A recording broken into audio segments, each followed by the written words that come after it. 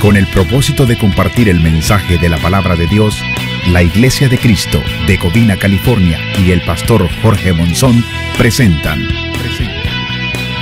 Rema, la palabra que se hace vida. Este programa le ofrece mensajes inspirados por el Espíritu Santo de Dios, enseñanzas prácticas para la vida y estudios bíblicos con el Rema de Dios. Y ahora con ustedes, el pastor Jorge Monzón.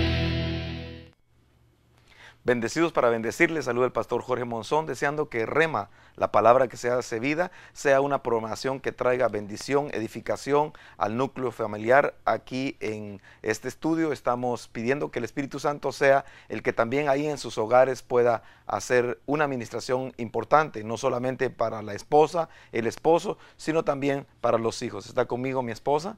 Sí, nos gozamos en esta hora de estar con ustedes participando de este programa. Recuérdese que los días martes y jueves estamos de 9:30 a 10 de la mañana, hora del Pacífico. Saludos para las personas que nos ven en Chicago y también en Florida.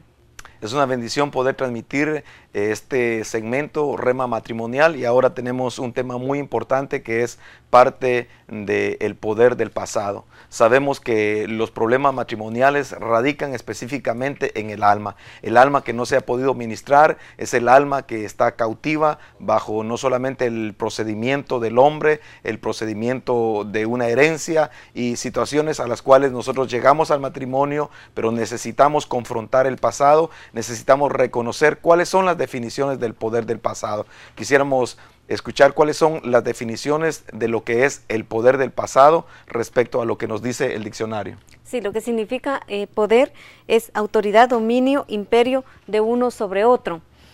Y el pasado es el tiempo que ya pasó y lo que sucedió en él. Básicamente es cuando algo ejerce dominio, autoridad sobre alguien. En este caso estamos viendo que el pasado viene y cubre el presente. Hay mucha gente que está cautiva del pasado, que no puede disfrutar el presente. Y si podemos ver la definición también de presente, en el inglés querría decir present, que quiere decir, al traducirlo al español, podemos entender que es un regalo. El presente es un regalo, es hoy. Pero hay mucha gente que vive pensando siempre en el pasado, y por estar viviendo el pasado no puede proyectarse al presente, ni mucho menos puede avanzar hacia el futuro, porque está preso de ese pasado, que básicamente podemos considerar que esa influencia, ese dominio es por lo que ocurrió atrás, quizás un trauma, quizás una violación, quizás una infidelidad, quizás un divorcio. No sé cuál ha sido su pasado, pero queremos decirle que en Cristo podemos romper el poder del pasado.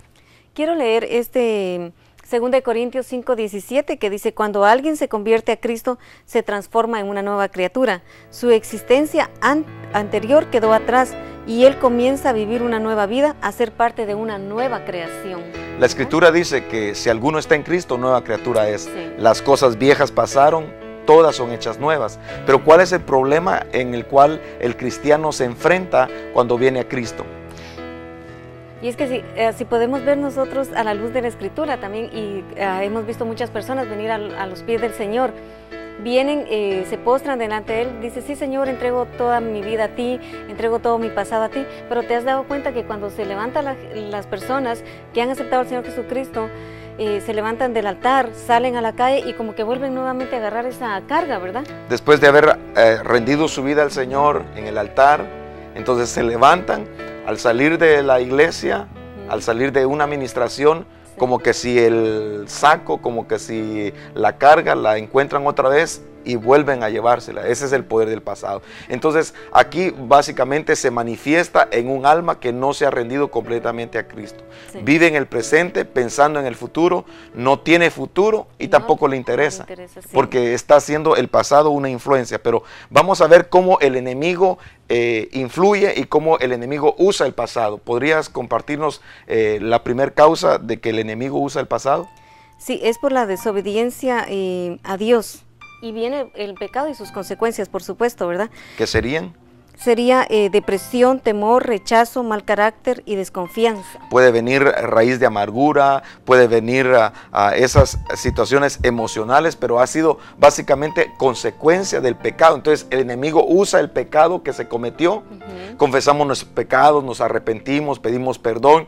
Sin embargo, como hay consecuencias, por ejemplo, la persona que fumaba, la persona que era adicta a las drogas, la persona que era alcohólica, la persona que robó, la persona que extorsionó, asesinó. Hay muchos pecados y esos pecados venimos, el Señor nos perdona. Sin embargo, en las consecuencias vemos que el enemigo trata de agarrar esa, podríamos decir, parte del pasado stream, ese lazo, y nos trae con esas experiencias traumáticas también que, por ejemplo, serían la muerte de seres queridos. Hay gente que recibe a Jesucristo en su corazón, sin embargo, el dolor de haber perdido a un hijo, el trauma, digamos, de una ruptura matrimonial. Porque el problema del divorcio es de que, aunque el esposo o la ex esposa está viva, sin embargo, es un muerto que va caminando. Y quizás pasa enfrente con la nueva esposa o el nuevo esposo o el amante. Esa ruptura matrimonial trae un conflicto emocional, es parte del pasado, pero que se manifiesta en el presente, y el presente no se puede disfrutar porque en realidad hay algo que está tomando autoridad, hay algo que está tomando dominio. Y como decíamos, presente es un regalo. Yo quisiera que tú aprovecharas en esta oportunidad el regalo que Dios te está dando el día de hoy. Presente es un regalo, hoy es un día, mañana lo es también. Sin embargo, el pasado no es un día, solamente hay 2 días, hoy y mañana. El hoy tenemos que vivirlo de acuerdo a la promesa que Dios tiene para con nosotros, porque yo sé los planes que tengo para vosotros, dice el Señor, planes de prosperidad, planes de bienestar y no de calamidad. Dios quiere que nosotros vivamos una vida abundante, no de problemas, de insatisfacciones, no. Vida abundante en cuanto a nuestras emociones, libre de presiones, sin cargas que el enemigo nos quiere poner, porque en el pasado se manifestaron tantas situaciones, como apuntábamos también y señalábamos, que la muerte de un ser querido. Venimos a Cristo, sin embargo se manifiesta ese dolor y entonces sentimos qué fue lo que sucedió. ¿Por qué me siento de esa manera? Y no nos damos cuenta que es necesario romper con el pasado. Sí. Y queremos ver cómo se puede romper el pasado. Sí, todos hemos sido heridos de una u otra manera en nuestro pasado.